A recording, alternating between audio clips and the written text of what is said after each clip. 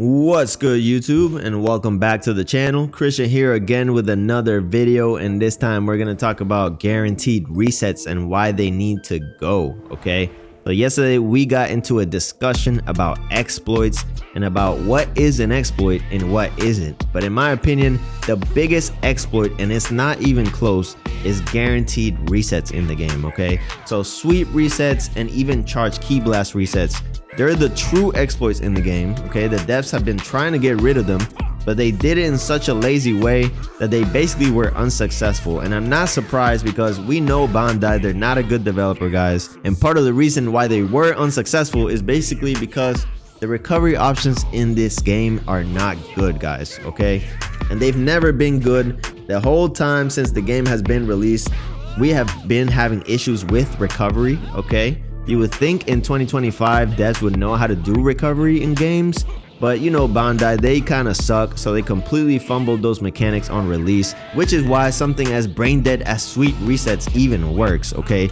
you know, this is something that would happen maybe in the 90s, but it's 2025, guys. Like, sweep resets would have been an obvious exploit that could have been fixed on release. I don't know why it's taking so long to get rid of it. So usually games, what they do is they give you kind of like a directional control on wake up, or give you some sort of iframes so that you can wake up safely, and to prevent opponents from just getting cheap hits on you while you're trying to wake up.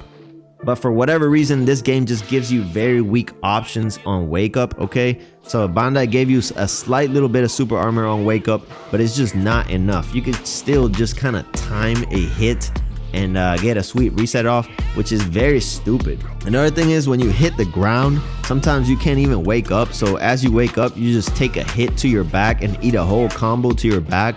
Or sometimes you'll input a dash and your body just goes in random directions. It's really bad, guys. Like, I don't know why Bandai doesn't address those issues. This is something that should have been fixed from the get-go, and this is one of the major reasons why, you know, Sparking Zero declined the way it declined, is because Bandai really should fix that stuff right away, but they would rather change like 2 or 3 mechanics at a time, or basically just mess with the menus or do some random shit instead of actually fix their game. Okay, 100% this is why Sparking Zero declined the way it did. I know there's conversations in the community if the devs were responsible for the decline or the player base, but in my opinion, 100% is the devs' fault. You are what you attract. Okay, so if you are a sloppy developer and unprofessional, you are going to attract sloppy players and unprofessional players, and that is what exactly happened, because the game was so buggy and unfinished,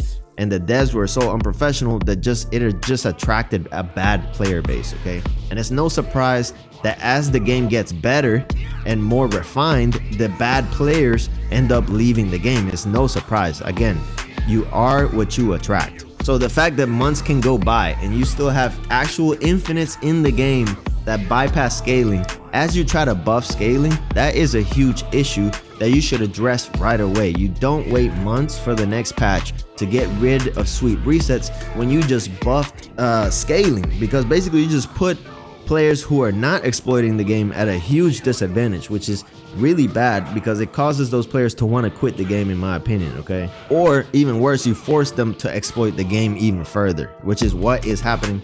All skilled players are basically now abusing guaranteed resets, because that's the best way to do damage. In fact, I was watching Awuhu play yesterday, and he was just constantly resetting opponents in ranked singles, because why wouldn't you do that? It's free, it's the best way to do damage, and that is the reason why I don't play ranked, guys, because I don't want to resort to just playing like that. That is not fun.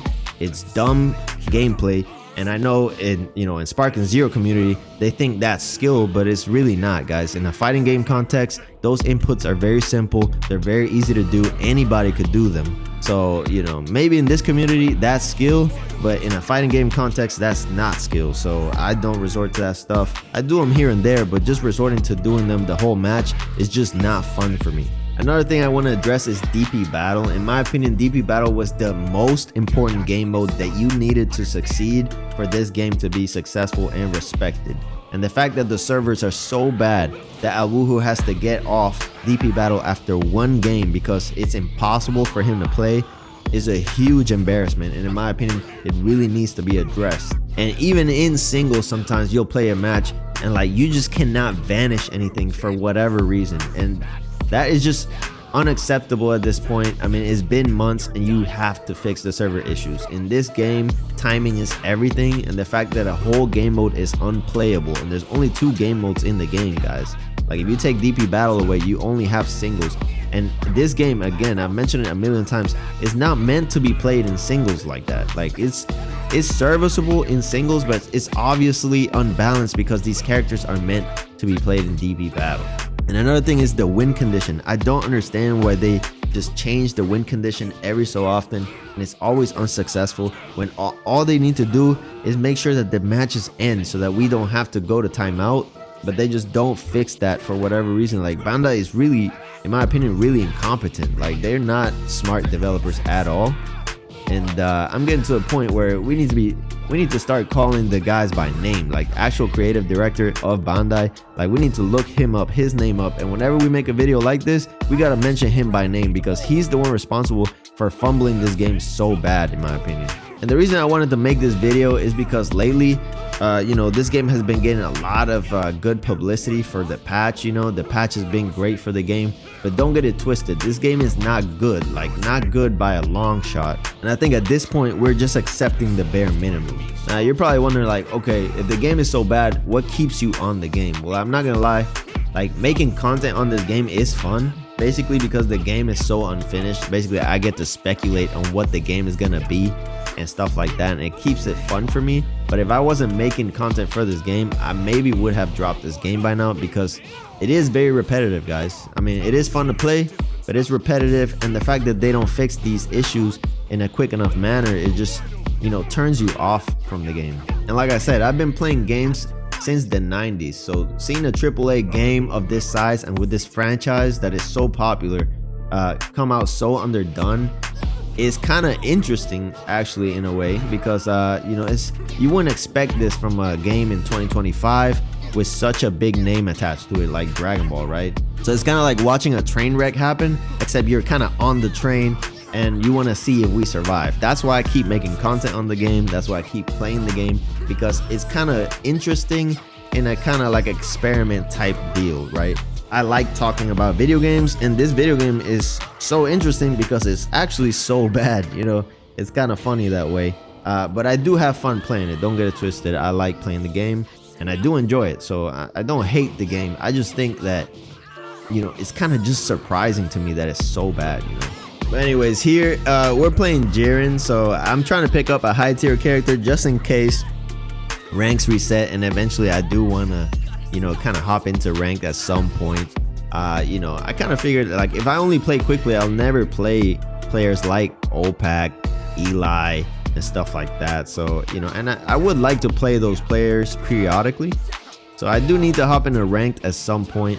But like I said, there's no real reason to hop into ranked right now, because if I were to optimize my playstyle for ranked, then I would just have to reset the whole time. And like I mentioned, like resets are not skillful, really. Like you're just sweeping and waiting. Like that's not skill, so it's kind of boring to me. I don't know if I want to resort to doing that, but we'll see. You know, Jiren, I don't really like the character too much. Like I said, I don't like playing high DP characters, and Jiren, like he's an 8 DP character, but he plays like a 9 or 10 DP character. You know, he's really fast, he does a lot of damage. You know, he has explosive wave, he has a transformation that gives health back and key back, so he's really like a super top tier character, and those characters are kind of boring to play for me, at least. So I'll keep looking for a main as far as rank is concerned. Jiren might not be it, I don't know. I'm still looking, so we'll see. But if you like this video, go ahead and like and sub. Wait for that. Maybe I'll hop into ranked at some point, so I'll catch you there. See you on the next one. Peace out. Never doubt that I will fulfill my duty.